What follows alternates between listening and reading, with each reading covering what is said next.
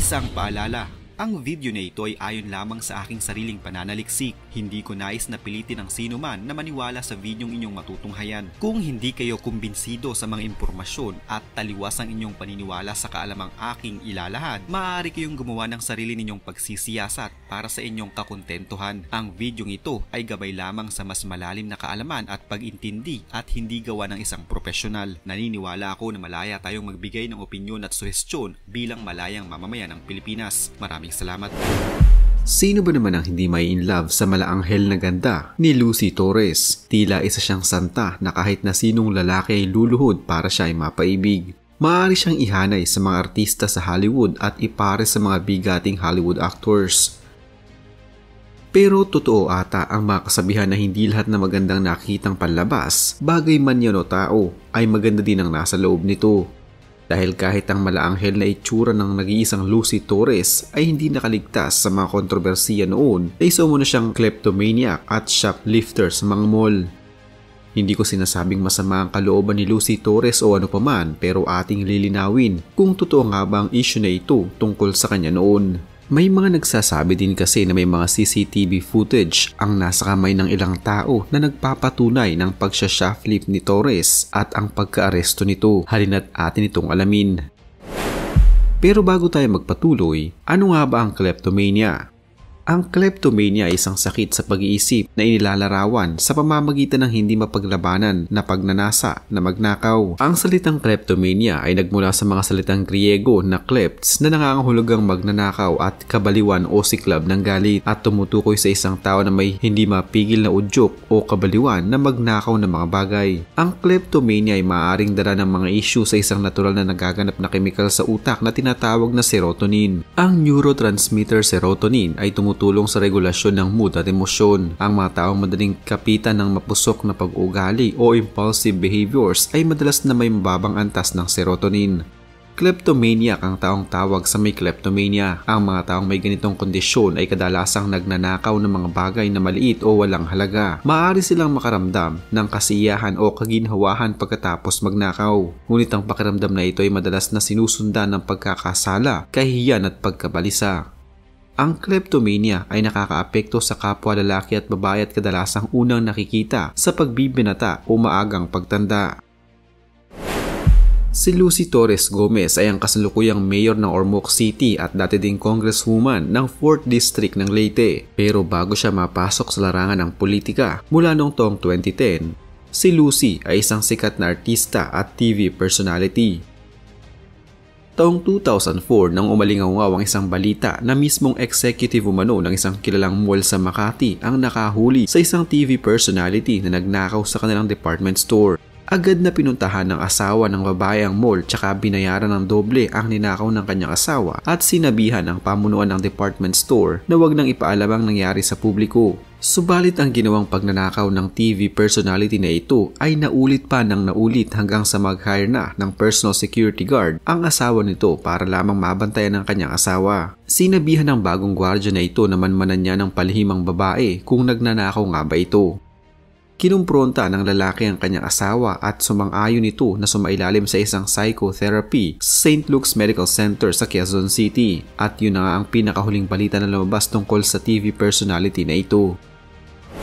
Mababasa noon ang tungkol sa balitang ito sa pahayagang The Manila Standard noong taong 2004. Pero dahil noon pa man ay uso na ang mga marites at kasagsagan ng unli text sa cellphones, agad din na kumalat ang balita at bumulabog ito sa mundo ng showbiz.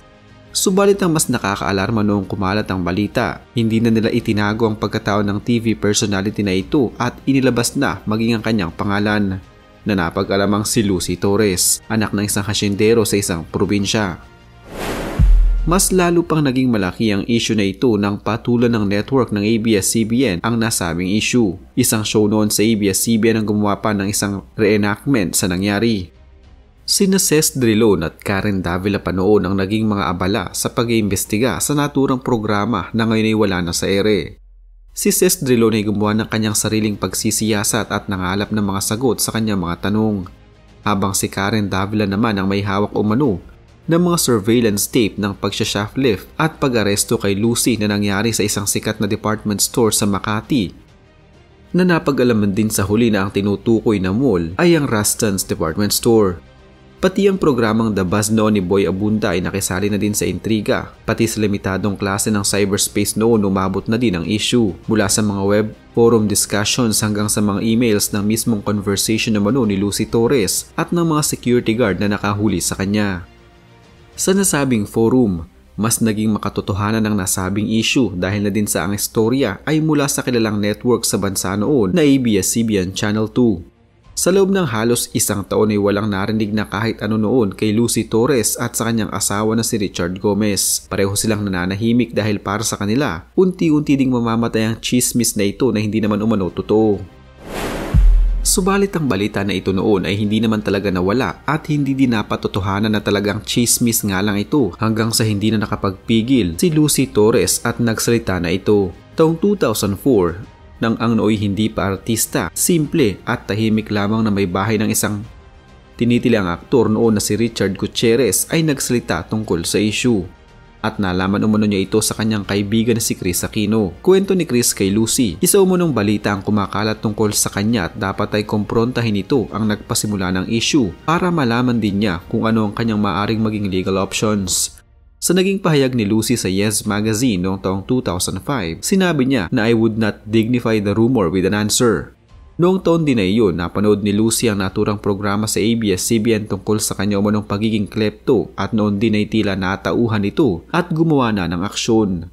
Unang nag-imbestiga ang kanyang asawa na si Richard Gomez at unang kinausap niya ang dalawang premyadong broadcast journalist na sina Ces Drilon at Karen Davila. Ayon sa kaibigan ni Richard na si nooy San Juan Mayor JV Ejercito, si Ces umano ang nagsabi na si Lucy ay klepto. Kinumpronta ng mag-asawa si Ces at tinanong kung sinabihan nga niya si JV Ejercito tungkol sa issue. Ang naging sagot ni Ces ay kinukumpirma lamang umano niya sa dating mayor kung totoo ang issue. Tsaka nagpadala ng text message si Ces kay Lucy at sinabi nitong walang katotohanan sa pagiging klepto nito na hindi naman niya nireplyan.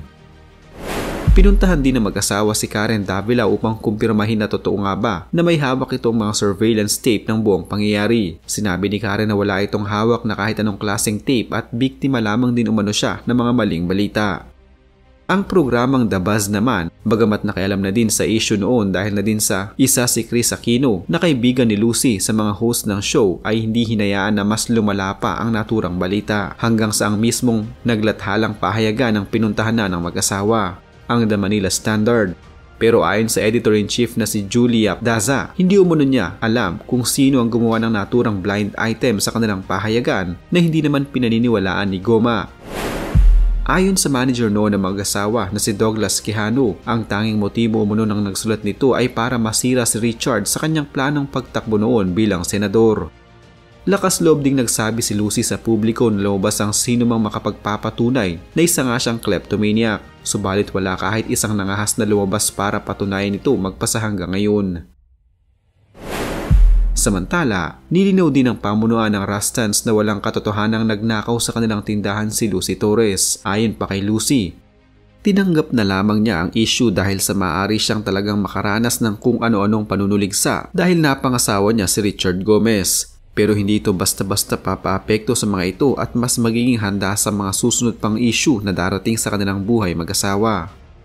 Alam ko na marami ang magsasabi na bakit pa natin inuungkat ang nakaraan na tapos na. Dapat ay mag-move on na tayo at wag nang sariwain ang mga nakalipas. Tiyak din na marami ang magsasabi at magkukomento sa video na ito na bakit kailangan muling batikusin ang taong sangkot sa video na ito. Paglilinaw lamang. Hindi po ito paninira, pagkus ay kaliwanagan dahil noong mangyari ito, hindi pa uso ang internet sa Pilipinas at ilan pa lamang may access dito. Noong mga panahong iyon, ilan lamang ang ating source ng mga balita, telebisyon, radyo at dyaryo. Kung ano ang lumabas sa mga ito, yun na ang pinaniniwalaan natin noon. Wala tayong sapat na kaalaman at gamit upang makapag-aral at nakasalalay lamang ang ating kaalaman sa mga naglalabasan sa traditional media noon. Hindi kagaya ngayon, pwede na ikaw mismo ang mangalap ng mga impormasyon para mapatotohanan ng isang kontrobersiya, chismis o balita. Ang video na ito ay ginawa dahil naging parte naman talaga ng ating kasaysayan ng kontrobersiyang ito. Sa panonood mo ng video na ito, sana ay naliwanagan ka sa kung ano ba talaga ang mga totoo at kung ano ang imbento lamang na lumabas noon sa TV, radyo o dyaryo ng Pilipinas. Pero ikaw Paps, kung isa ka sa nakakaalam sa issue na ito noon, sa tingin mo ba ay may katotohanan nga ito o biktima lamang si Lucy ng mga fake news noon pa man? Huwag kalimutang mag-iwan ng inyong disenteng sagot sa comment section sa ibaba ng video ito. Salamat po.